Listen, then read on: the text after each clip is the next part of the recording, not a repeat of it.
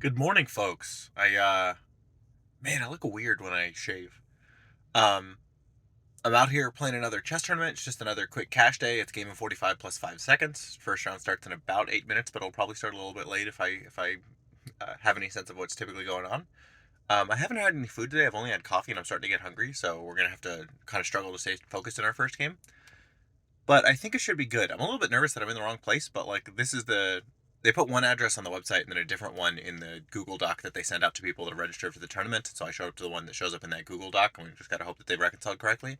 There are people in the building today, but I know that they were hosting a kids tournament, so I've just kind of got to hope that those are both happening at the same place, which is these offices. If not, then I guess I'll be scrambling and driving somewhere else.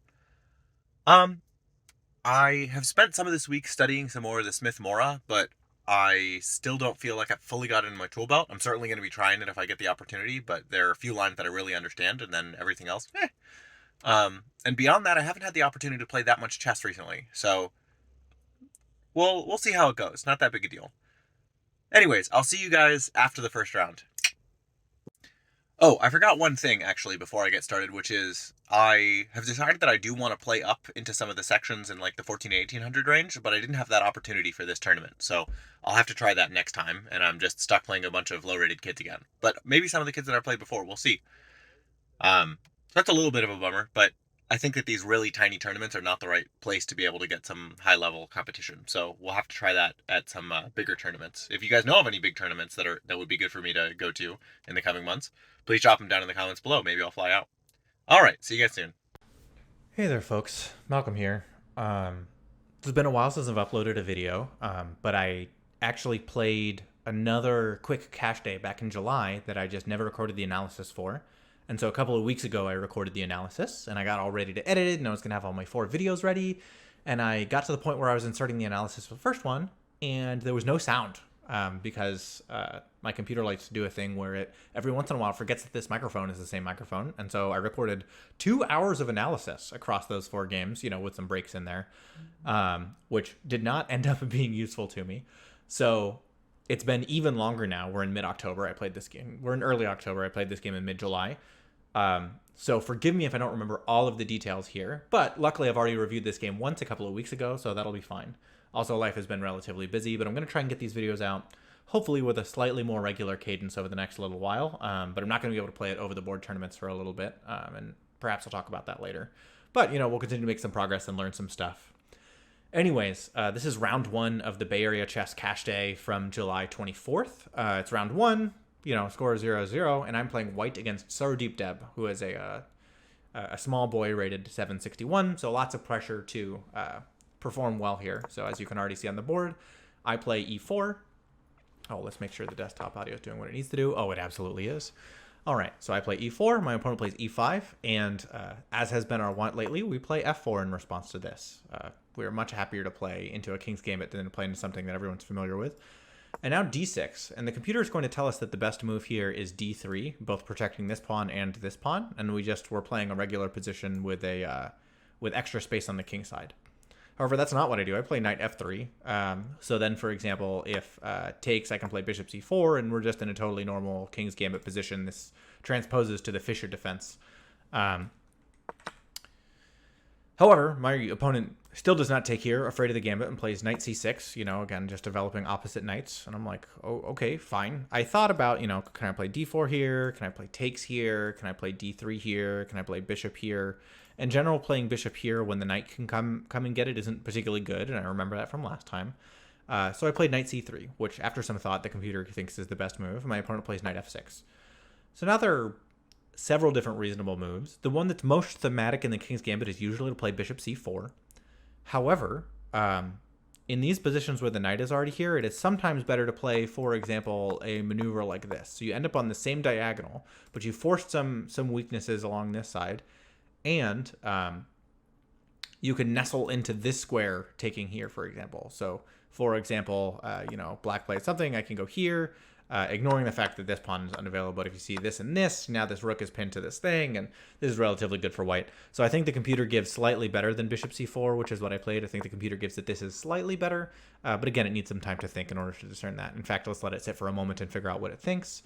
Yeah, it also thinks that d4 is relatively good. It says that bishop e2 is fine. But after I spend some time thinking, it thinks that bishop b5 is about plus 0.7, d4 is about plus 0.5, bishop e2 is about plus 0.4, and bishop c4, which is what I played, it thinks is fine, but is only plus 0.2 or plus 0.3. It wants to play knight takes e4 here, which I mean, it's the Noah's Ark trap. Takes, and here. And so then I can take and take. But then obviously, material is still equal, and black is slightly better for the fact that they don't have this weird pawn structure. This pawn is sort of hanging. Stuff's got, is just a weird position. Nonetheless, I play bishop c4, as I'd mentioned, and my opponent plays bishop e7, I think just trying really hard to get castled. And the thing that the computer wants me to do several different times here is, one, it's thinking, okay, go ahead and castle Kingside, which is something you can do in the King's Gambit. It's something that I end up deciding not to do pretty often when I'm playing over the board. I tend to have an affinity for castling queenside instead, but it's apparently incorrect. Another thing it wants to do is play d3 and just be like, look, it's a totally normal position. Everybody's developed. Fine. Just defend your pawn. It also says bishop e2 is fine, which is funny, but that's neither here nor there. The move that I do end up playing here is d3, sort of cementing here, defending my pawn. Another thing that it potentially wants me to do is capture here, but not in this particular moment. And my opponent plays bishop g4. So, surprisingly, one of the things that I often do that I don't need to do is play h3. So, for example, you play h3, takes, and this is actually the computer's preferred line. You can see we start pushing along the king side. We got all the space. It's going to be pretty easy for me to castle queenside or kingside, or just sort of nestle myself on d1. And all of those are relatively reasonable. It's going to be hard for black to breathe. They've got all these pieces in the middle of the board, but their king isn't relatively safe, and they haven't really sucked up any space. We have just so many more pawns on this third and fourth rank than my opponent does. However, I don't do that. One of the things that I see is I basically think, I'd like to seal this bishop on this side of the board. I would like for it to get stuck over here. So what I do is I play f5. The computer does not like this, and it's not going to like the next several moves that I play. One thing that it wants to do is just stick a knight on d4. But my opponent plays something else. They just play castles. And now I again play somewhat incorrectly here. I play h3. So, a move, right idea, a move too late. So now takes. But now instead of having the pawn here on f4, I've got the pawn on f5. And I'm basically a tempo down. And so now my opponent plays knight d4. And the trouble here, if you'd like to take a moment and spot it, you're welcome to. But the general trouble here is that the knight is attacking both here and here.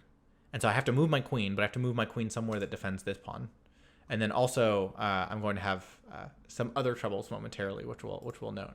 So I play queen f2. Apparently the computer thinks queen d1 is slightly better. But again, I'm thinking I want to castle queenside and keep pushing all these pawns and come get them. And my opponent plays knight h5.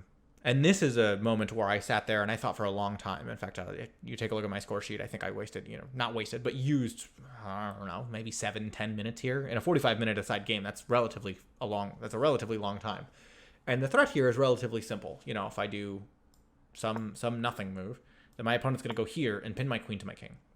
And this doesn't work because the bishop is defended by the knight, so I'm still just losing my queen and my rook's under attack. This is just totally crushing for my opponent. So seeing that this is what's coming, I basically have one move to figure out how to make this not problematic for me. So obviously bishop here doesn't work, as evidenced by what the computer said before. Interestingly, there are a couple of moves that are suggested. One is to play rook g1. So you play rook g1 here, and I did look at this in the game. I still didn't love this, and I'm trying to remember why. I think it might have been this. Takes with check, takes. Apparently this is better for white. It's been several months. I can't remember what I didn't like, but rook g1 is one reasonable move. Another reasonable move, and this is fascinating actually, is h4, because now you can't take here because the rook takes, and you're just losing a bishop for a pawn. So white is obviously much better here. In fact, this position is what, +5? Yeah, ridiculous. So h4 was apparently the best defensive move, but I played something which turned out to be reasonable. I played rook d1, basically like, yeah, you can go here, and then I'm going to move my queen, and then what are you going to do? So that's exactly what happens. Bishop h4. I'm trying to decide between here and here, but I think I want to get my bishop out and be able to castle, so I play queen e3. And the thing that I, for the life of me, could not figure out when my opponent didn't play it. is knight g3, because this is still problematic for me. Then I maybe have to play something like rook g1 or rook h2 are the only ways not to do something. So I play rook g1, for example, and then my opponent can play. Well, playing there is obviously problematic because the knight is still defending backwards, but my opponent's basically all over me in this position, right? They're going to be able to play something like c6 to be able to move forward. They're going to be able to play rook b8 and start to push on the queen side. They can play rook e8. They can play h6. Like there are a bunch of things where I'm just stuck not really being able to move a ton. And so I could not for the life of me figure out why my opponent didn't play knight g3. And my opponent played queen f6. And this seemed wrong to me for several reasons. One, that my opponent's queen can't go over here. So, how is he going to... How does this move do anything? My opponent obviously didn't play here. If instead my opponent plays here, my opponent's just losing a piece. So, again, just terrible. My roommate's dog is whining, and I don't know why. I'll go investigate that after I finish this recording. Nonetheless, my opponent played queen f6, which, fine, they're trying to activate their queen, but it doesn't have any real progress. They're giving me time to be able to solve my problems. And so one way I solve that is I play knight d5. Attacking the queen. The queen has to go somewhere, and the queen can't go here or here. The queen can't go here or here because of the pawn. The queen can't go here because of the queen takes, pawn takes, and then bishop takes, and I'm attacking the rook, so that's no good. Queen can't go here because that loses a piece. Queen can't take here. So really the only thing my opponent can do is go queen d8. So now they've just wasted 2 tempi, and my knight is further out here. And so now actually I can continue to force my opponent back by playing g4. Now again, the best move here is knight g3, but this is relatively fragile. Again, I can play something like rook d1, takes. Unclear how my opponent really punishes that. But my opponent sort of not seeing that they want to go forward, not wanting to go here, because then, for example, if I can take on one side, then the other knight is going to be hanging, etc. They didn't want to put themselves in that position. They play knight f6. Okay, so I play the computer's favorite move, takes. Queen takes. And then I play g5, disconnecting the queen and the bishop. I don't know if that's necessary. g5 is the second best move. c3 is another good... No, the computer thinks g5 is the best move here. We disconnect, so again... We're gaining more space, just this king really isn't going to have any breathing room. And now the bishop's totally disconnected from everything. Again, bishop can't take because takes, and my opponent gets to choose between being down a queen and being down a bishop. So I play g5, and my opponent plays queen d8. So again, his queen's just been doing this for the last several moves. That's no good for them. And now I play rook g1. This pawn's not under threat. I'm just going to go here and collect the bishop. No big deal. So my opponent plays b5. And at first I thought, I'll just take here, but knight takes, and that's no good. And I'd like to be able to go here, but then c6, and that's still no good. And then when I go back, then, my opponent's going to be able to take, and a bunch of bad stuff is going to happen. And so I'm like, okay, fine. If you want to take my bishop, but do it straight away. And my opponent played c5 now, and that's actually no good because I get to play bishop d5 with a tempo on the rook. My opponent plays rook b8, and I play rook g4, attacking the bishop, just as I had mentioned before.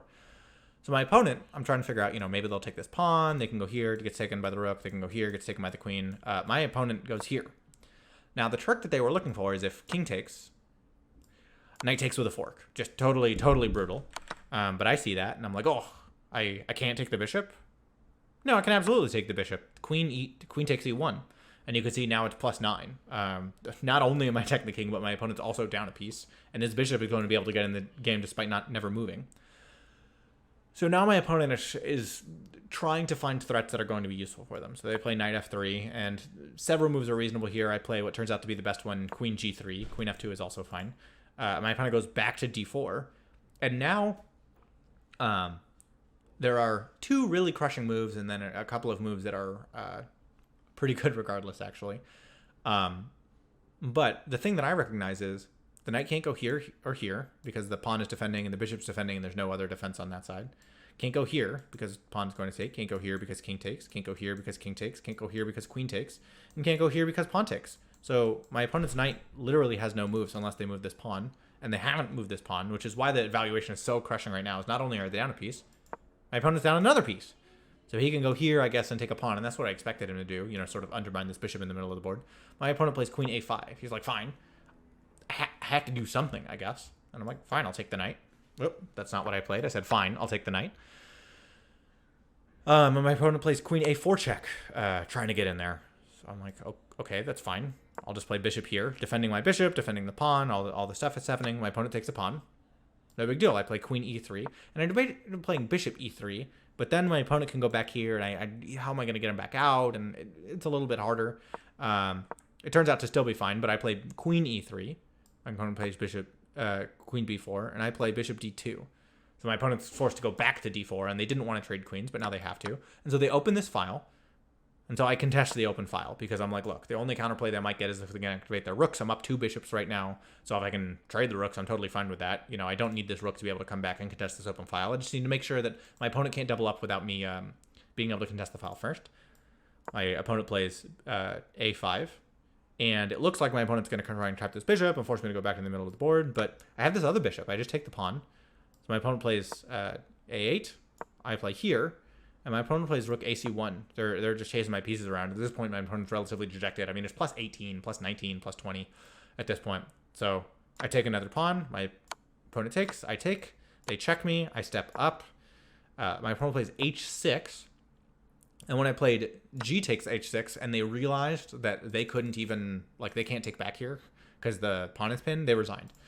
In theory, I guess they could do something like this. But then I'm going to play f takes, and, you know, they can't take here either because of the bishop, so they're just getting crushed. There's nothing that they can do here. So my opponent resigned, and not even in this position, but in this position. If we take a moment and we look at the game review, the game review score is I played 87. My opponent played 75.7, and you can see down here I was down for a little bit, and again that's when my opponent should be playing knight g3. But that never happened. And from there, I played relatively smoothly. No blunders, 2 blunders by my opponent, just 1 mistake and 2 inaccuracies. And beyond that, I played 1 great move. And let's see what that move is. That move is when I played bishop d5 here, sort of getting my bishop safe, attacking the rook, and buying me the tempi to win not only this piece, but also this piece. So that's great. And from there, the game was relatively easy. So I feel relatively good about that first round game. No huge complaints. All right, let's see how I was feeling after the game. All right, round 1 in the books. I was playing white against Sourdeep Deb. Is that right? I'm unsure of how to pronounce his name, but you'll see it written, obviously, when we do the game analysis. E4, E5, we get to play our King's Gambit. I played an early F5, which I think ended up being wrong, but which I kind of like enjoyed having the opportunity to play. And my opponent was definitely about -3 at a certain point. And they had the opportunity to play knight g3, and they didn't, and it was at that point that they lost all of their advantage, and then it was just a hard position for my opponent to play. They ended up losing 1 piece, and then they ended up losing another piece, and I think they kind of got nervous and folded. They told me that this was only their 2nd or 3rd tournament, and so they, when things started not going well, they didn't really know how to respond, because like they were still like, oh gosh, I'm like totally losing, what am I supposed to do here? So we get a win in the books. I was a little bit worried about having to convert the position. There was a certain point where they played for a trick which would allow them to fork literally everything if I took with the wrong piece when they were finally giving up the piece that they had lost. So that was good resiliency by them. It was fun.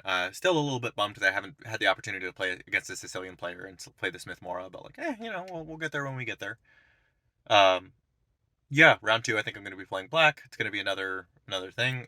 Again, our tournament performance, I guess because our opponent's within 400 rating points, this technically should gain us a few rating points, but we'll see. I need to play in some of these higher sections. Still, feels nice to get a win. Obviously a lot better than a loss. And now I am very hungry, so I'm going to go get some food. I'll see you guys in about half an hour after I've eaten.